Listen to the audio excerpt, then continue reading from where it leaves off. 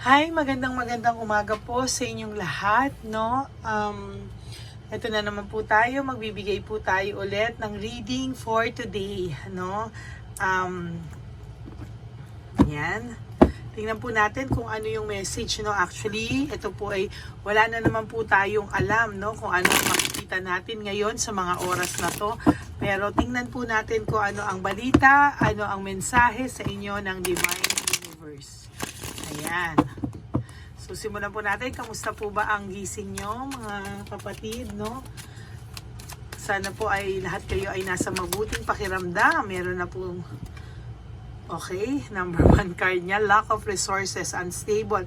Ito pong lack of resources and unstable, meaning baka may problema talaga to sa pera, unstable.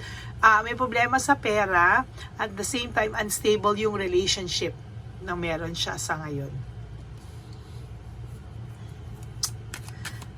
Diyan ako nahihirapan sa mga title. No, base po dito, no? Impulsiveness, no? Yung paghihiwalay nyo po ay hindi talaga pinag-isipan.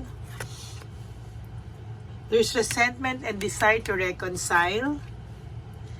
Gustong magsimula ng panibagong buhay or bagong chapter kasama ka.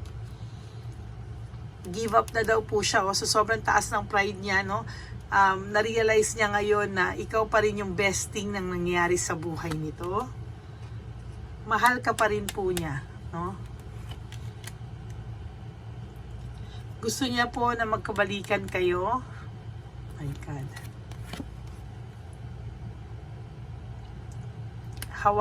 Makontrol po niya ulit yung sitwasyon nyo, kayo. No, kasi sa ngayon po wala tong control sa inyo eh. Malamang hiwalay pa kayo eh. Pero mataas pa rin po ang kumpiyansa nito sa sarili niya, no. Alam na alam niya po na pag binalikan niya kayo ay kaya niya lang, no. Kayang-kaya niya kayong pabalikin. No? Kayang-kaya daw niya po kayong pabalikin. Ito po ay para sa mga tao na nagsisi po Iniwanan ka po ng taong to, no. Ayan, no, leaving behind, walking away, leaving home, making decision. No, ayan, no, then change, no. Gusto niya pong mabago yung cycle, no. Gusto po ng taong tong magbago para sa iyo. No? Yun na ang magiging title natin. Mahal ka pa niya at gusto niyang magbago para sa iyo. Ang tanong lang kailan. Kasi ayan, no, meron pa siya rito no. Mahal ka pa ng taong ito at gusto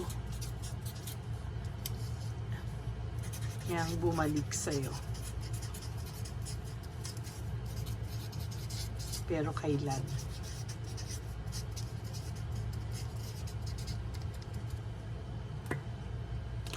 Hindi natin masabi kung kailan dahil hindi natin alam kailan lalakas ang loob niya, no? Kailangan lumakas ang loob niya po. May mga unresolved issues siya na inaayos sa ngayon. Ayan. There's emotional baggage. Nalulungkot po ito. No, may insecurity to sa mga oras na to. Kahit gaano kayabang siya, ayan, no, may self-confidence, mayabang siya, pero still, no, may insecurity pa rin siya. No? Pagdating na sa'yo ngayon po, may insecurity na siya. No? Mali daw po kasi ang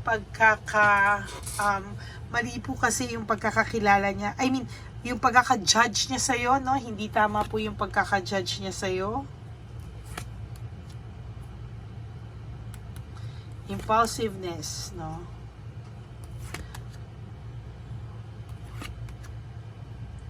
There's excess pride, no?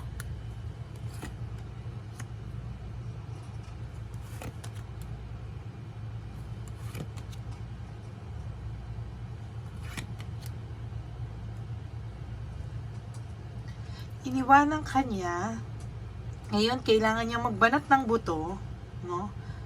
Dahil nawala ka na, lahat ng sakripisyo mo dito, no, napalitan ng trauma, no? Hindi ka niya pinalitan hindi siya naging honest sa'yo.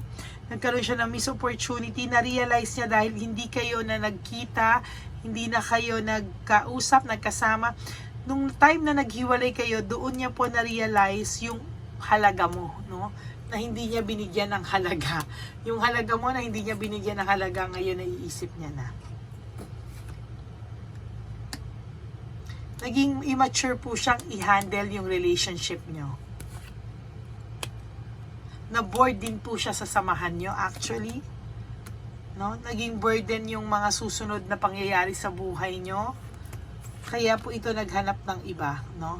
Sometimes, mga kapatid, love is not about feelings, no? Hindi lang po ito talaga about feelings.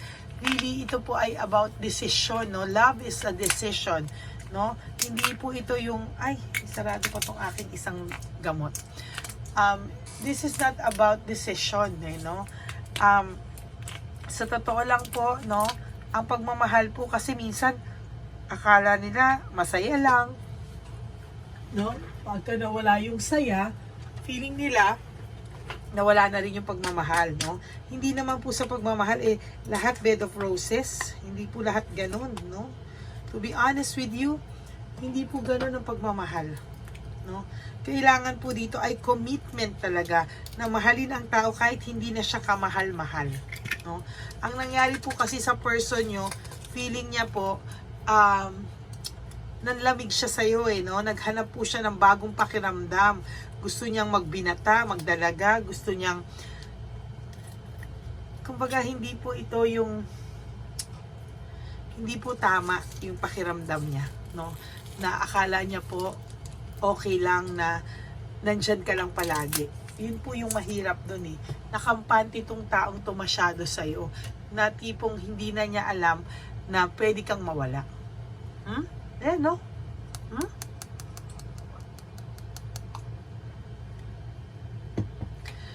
Gusto kong Tuesday ngayon, no? Gusto kong ramdamin yung energy niya. Saglit lang po. Sa mga oras na to, gusto kong ramdamin ang energy mo.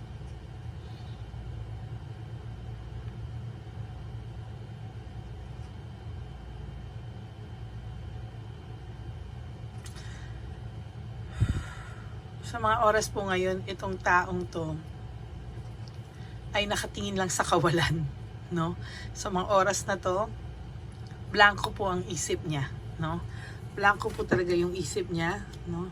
Iniisip niya po kung naka-recover ka na daw sa kanya. Nagkaroon na ng clarity at improvement ang buhay mo nang wala siya.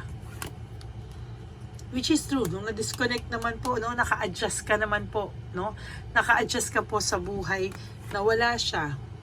Though, hindi ka pa po nagkakaroon ng new feelings sa ibang tao, hindi ka pa po makipag-date, wala pa po.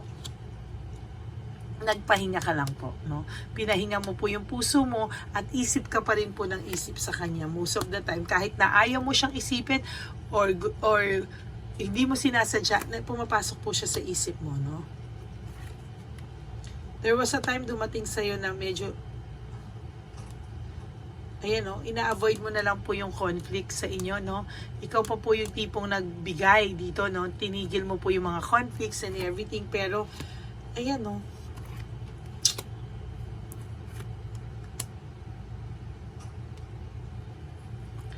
Kulang po siya ng financial security sa mga oras na to. False success, living beyond means. Ibig sabihin po, itong taong to ay gastos ng gastos ng gastos kahit walang pumapasok masyadong income sa kanya or wala siyang pera. Still, no, naglo-loan to or kung di man to nag-loan, may mga nakuha tong pera na lahat ay naubos dahil dito sa babaeng to o sa lalaking to, no? Ngayon gusto niya magsimula ulit sa'yo dahil na-realize niya ikaw hindi pera ang hinabol mo sa kanya. At the same time, siya pa nga po ang merong pakinabang sa'yo. Meaning, ikaw ang nag-budget or kung hindi man ikaw yung nag-budget, ikaw yung tumulong sa kanya, no? Hindi mo hinabol yung pera niya. As a matter of fact, ikaw pa nga ang nagbigay, no? There's group conflict. Meron siyang pinapasukan ngayon na conflict, no? This is a group conflict. Na may mental telepathy ka po ng taong to most of the time, no? Sa totoo lang, to be honest with you. Cold heart. No right choice, confused. Confused po siya. Alam niya po sa sarili niya na hindi po tama, no? na ikaw po ay i-let go niya completely. Sa ngayon po, to be honest with you, no, nahihirapan po siya kasi feeling niya okay ka na. No? Sometimes, naiisip niya na mag-reconnect, pero most of the time, naduduwag po siya. Kaya nga po ang tanong ko, mahal ka to ng taong to eh. Mahal ka ng taong to eh. Gusto din niyang bumalik sa'yo. Pero hindi ko po masabi kailan kasi wala po siyang lakas ng loob na harapin ka. Ayan o. He's finding peace right now. Nag-iisip talaga tong taong to. Ayan o, in reverse kasi. And he's really confused. So, may confusion siyang nararamdaman. Ang daming chaos na nangyayari sa buhay niya ngayon. Ano? And lack of direction, meaning may conflict po sa taong ito.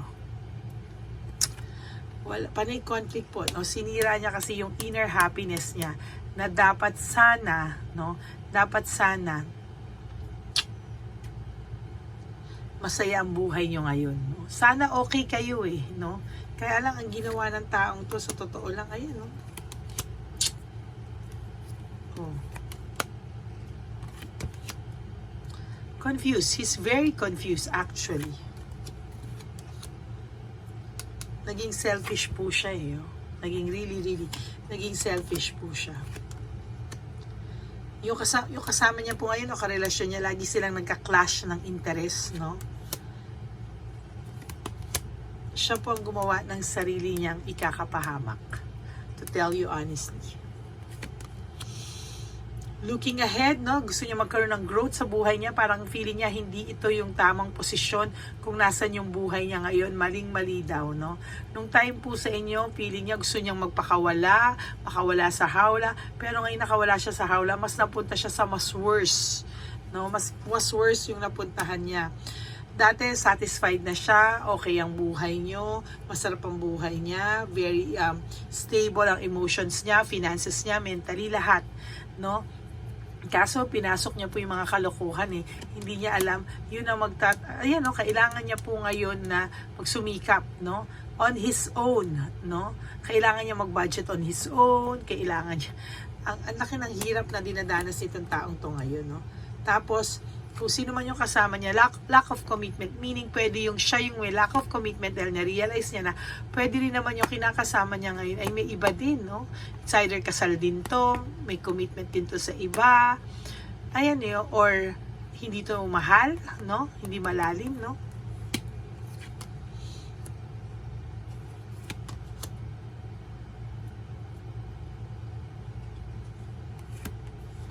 Gusto niya talaga po mag-reach out, pero gusto niya po talaga mag-reach out sa'yo. Kasi ang buhay niya is sobrang distraction, no? May distraction po talaga. This is the tower, no? Distraction po ito. Grabe yung buhay, oh.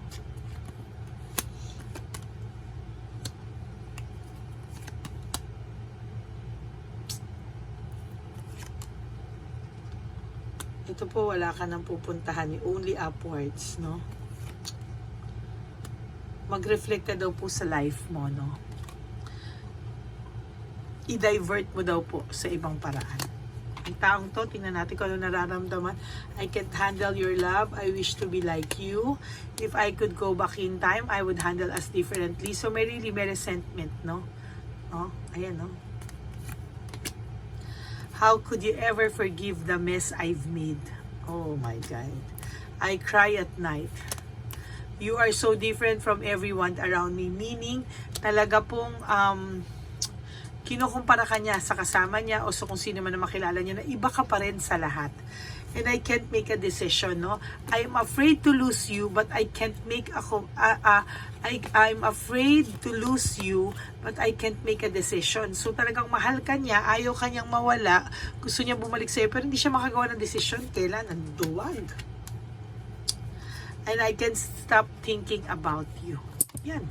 Yan po. Oh, grabe po itong magnet natin, no? Ito pong magnet kong to ay it's about energy. Na dapat hindi po ito dumidikit dito, no? Kapag ito po ay dumikit, no? Kahit mabangga-bangga mo po kasi yan nakalagay sa malayo, nakaganyan yan. So para ito ay dumikit, pagka nagalaw or something, no? Kailangan po hindi yan didikit.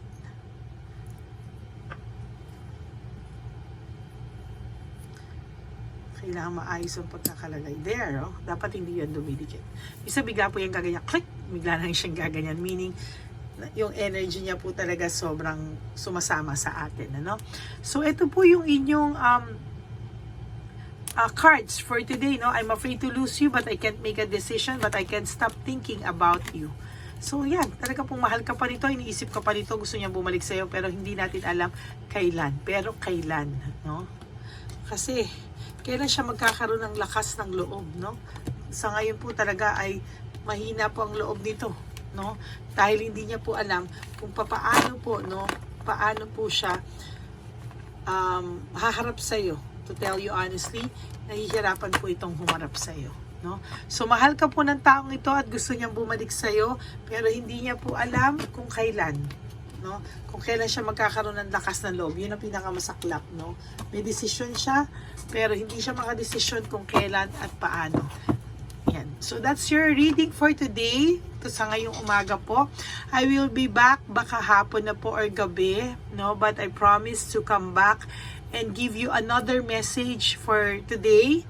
No, maraming pong salamat sa inyong lahat. For always being with me sa aking mga alam niyo po, meron tayong 2,000 plus to 5,000 plus regular subscribers na talagang everyday nanonood, no? Sabi ko nga po, kahit isa na lang ang nanonood sa akin, basta nandiyan kayo at may kailangan pa ng serbisyo ko, I will continue to do videos for you guys, no? And for those of you po who wants to have a private reading with me, you can always message me po sa Lady Lee Elena. That's my only and official FB page, only legit FB page, wag po sa iba kayo wala pong akong ibang account, no? Diyan lang po sa Lady Lee Elena. That's LADYLY Elena, ELEYNA. That's Lady Lee Elena. Message lang po kayo dyan para sa mga seryoso lang po na gustong magpa-private reading, no? Because this is not a joke, no? Hindi po joke ang pagpa-private reading. Marami pong revelations na nakikita during private readings because this is a general reading, meaning hindi po ito saktong energy mo lang, no? Marami po kayo naghahati-hati, so pwedeng mix. Meron ka makaka-relate, merong hindi, sa ibang tao naman yon. Pero pag private reading, mas harsh lang po ako because I am honest.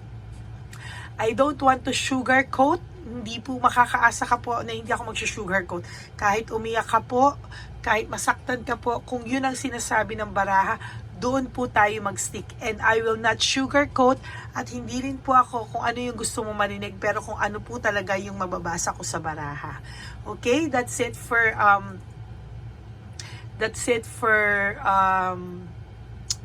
your reading for today. No, maraming po salamat, and I will always continue to pray for all of you, and I'm always here for you. Thank you so much from the bottom of my heart to my Lady Elena subscribers, family and friends. No, marami pong salamat for always sticking with me, for always watching my videos, at for joining me sa advocacy ko po sa elderly, no, na makapagbigay po tayo. All your donations will proceed po sa mga donations niyo po. Lahat ay pupunta po yan sa mga charity ko for elderly people, no. Yung mga elderly people po is really close to my heart. Kaya mahal na mahal ko po talaga yung matatanda. So most of the time nakikita niyo sa mga charity ko, meron din naman po akong binibigyan ibang bata, pero talaga po mas malala po sa akin yung mas may edad na. Mga iba po talaga yung touch nila sa puso at sa buhay ko, no? So maraming pong salamat, and I will be back, no, for another reading, maybe later or mamayang gabi po, because yun po, no? Kaya maraming pong salamat sa panonood nyo at walang sawang pagsubaybay. Really po na-appreciate ko. And if you like this video or naka-resonate po kayo, please like and comment down below. And for those of you who wants to give me super thanks, nasa bottom part po yan, right side po of the comment section yan. Maraming pong salamat, and I would really appreciate it. so much. Ayan.